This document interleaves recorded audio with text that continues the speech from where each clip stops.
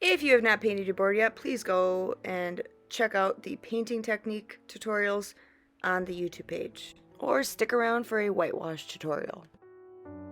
So now before I ever start a project, I always make a plan of what I'm gonna do. Shout out first of all to Studio 214, who hooked us up with these amazing personalized stencils. Looking for homemade, beautiful gifts or bridal showers, bachelorette parties, anything that you need personalized, she seriously is the best. My plan is I'm going to paint this this piece of wood with a whitewash. After that, I'm going to stick with a Mary that is in red, and I'm going to do that gold for the bright. You should have about 1 or 2 brushes, but if you need to switch colors, just make sure that you wash your brushes, obviously really well, in between each color change. I'm going to start with a whitewash. Whitewashes are really beautiful, especially they're in right now, that distressed look where you're still able to see that wood grain through. This is acrylic paint, so it's permanent. But the thing with acrylic paint is that if you want it to be darker, you need to make sure that the coats in between are very dry.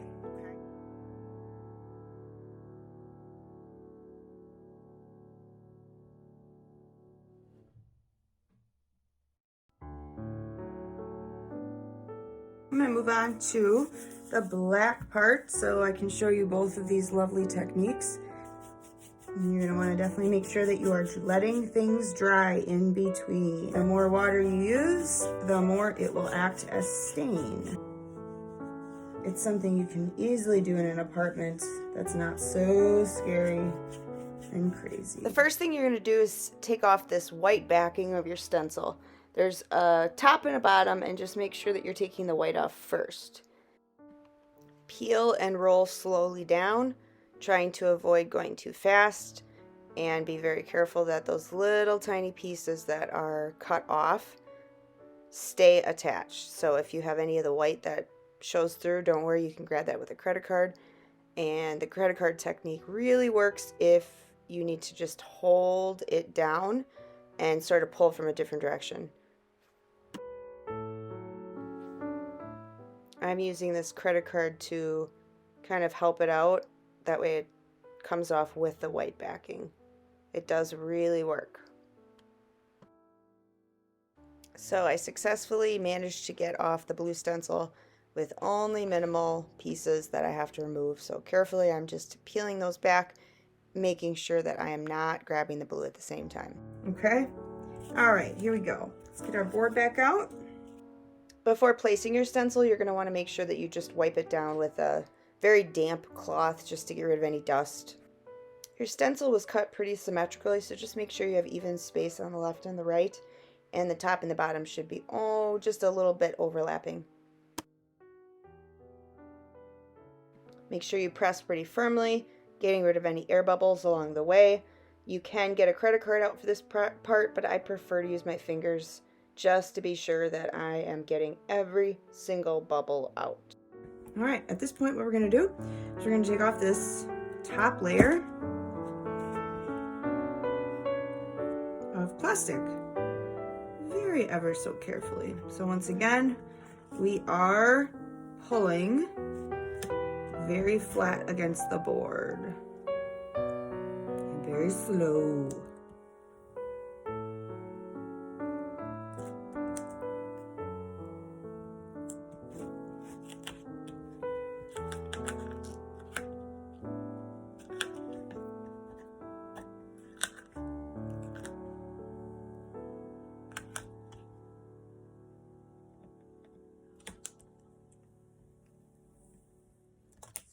All right, so let's do some plantain. Here we go. So if you had your brushes from your board from before, go ahead and obviously you should have washed them right away. I'm going to be doing Mary in red, I'm doing bright in gold, and then I'm going to do the and in black. Okay, so I'm going to take my brush. The goal is you don't want a lot. I'm going to make sure that my brush is nice and loaded up with paint so I don't have to go back and get more. And sponge brushing is a process of going up and down, not back and forth. If you do this technique, you're gonna end up with spillage that's gonna go, it could get stuck underneath this stencil. The stencil is very sticky, which is amazing. So, take a deep breath. Okay, here we go. We're gonna go up and down. So it's a process of layering. Don't think that you need to cover every single thing right away. Not the goal.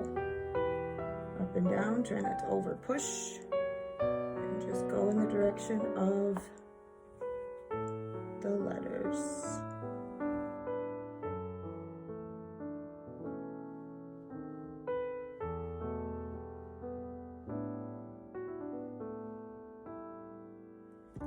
All right, let's grab this beautiful gold. I love this gold.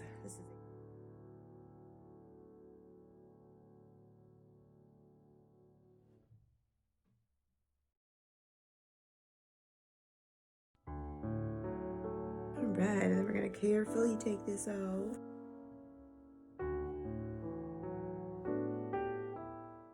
Wait till your stencil is dry and carefully remove those little tiny pieces from the closed shapes. So go ahead and start with your board facing up. When you do these lovely little ends, sometimes they get really frayed. So the easiest way that I have found to do this is you're just gonna start with the twine in the hole, and as you push, you're gonna put a little pressure in there, but as you push, you're gonna do twisting. And if it becomes too frayed, just grab a scissors, cut that little piece off. You want this to be nice and tight because you don't want this thing wiggling too much once it's on the wall, okay? Once you get it started, you can just pull gently through. And notice that I am pushing towards the back. And the reason is because we're gonna make the knot on the back.